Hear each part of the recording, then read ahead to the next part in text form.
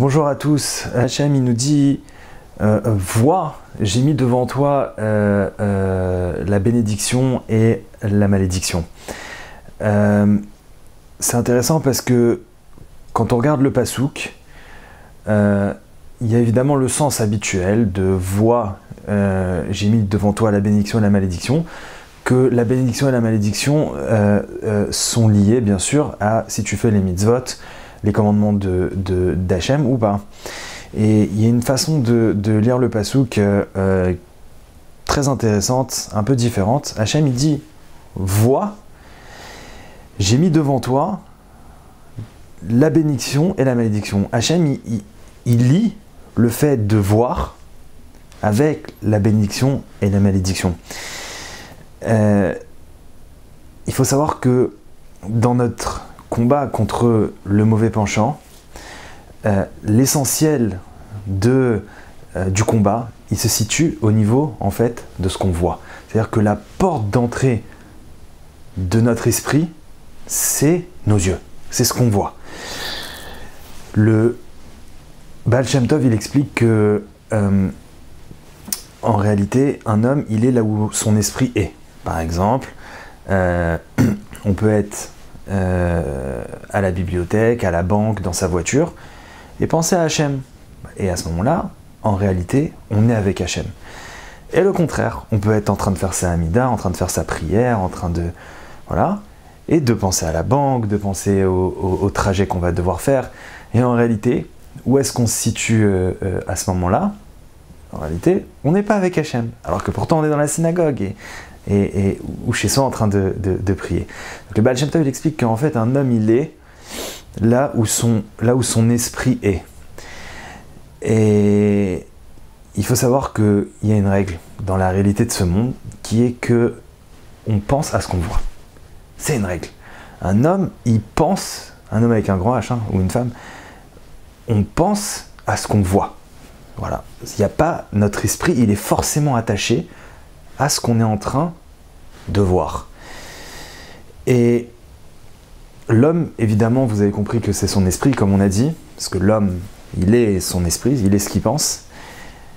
Et donc, vous avez bien compris que l'essentiel du combat contre le mauvais penchant, ça va se situer au niveau de ce qu'on voit.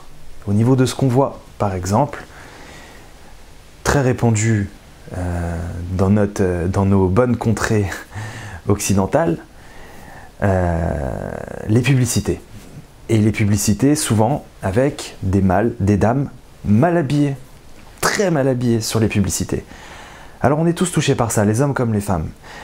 Les femmes, évidemment, à force de voir une femme comme ça, belle, arrangée, habillée, mal habillée, attirante, alors évidemment, ça aide pas à se renforcer pour la tsniout. Et comme on a dit, ce qu'on voit, on y pense. Donc, quand je vois, donc j'y pense, et ça m'influence.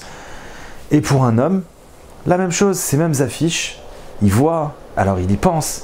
Et comme on sait que toute la sainteté, toute la spiritualité d'un homme, ça dépend de combien il va se préserver de ces choses-là. Et c'est pas pour rien que quand on lit le Kriyat Shema, la Torah, Hachem il nous dit Velo tatouach, Hachem il nous dit ne suivez pas, ne vous prostituez pas derrière vos yeux, derrière vos cœurs et vos yeux. Alors qu'on se prostitue pas derrière nos cœurs, ça je comprends, parce que dans notre cœur, on a des envies, on a des pulsions. Hachem il te dit, ne te prostitue pas derrière ces pulsions, derrière ces envies que tu as dans ton cœur. Ne suis pas tout ce que ton cœur te demande et t'invite à faire. Mais pourquoi Hachem il dit, et derrière vos yeux? Quel rapport?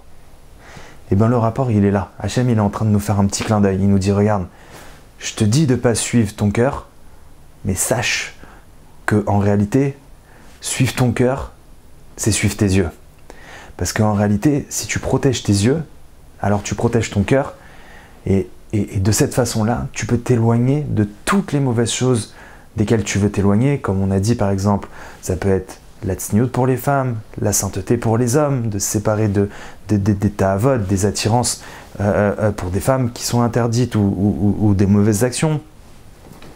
Ça peut être par exemple quelqu'un qui aime beaucoup l'argent, qui est attiré vers l'argent.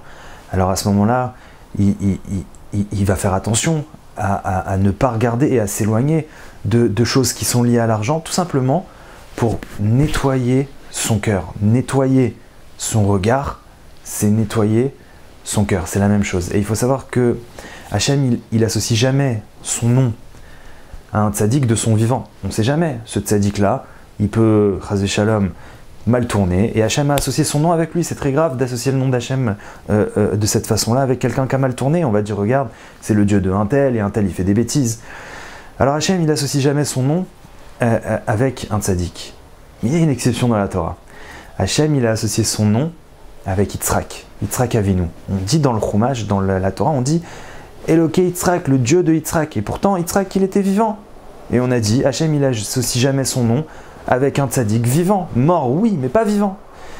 Et pourtant, il l'a fait avec Yitzhak. Pourquoi? Parce qu'à ce moment-là, Rashi nous dit sur place qu'en fait, Yitzhak, il était devenu aveugle.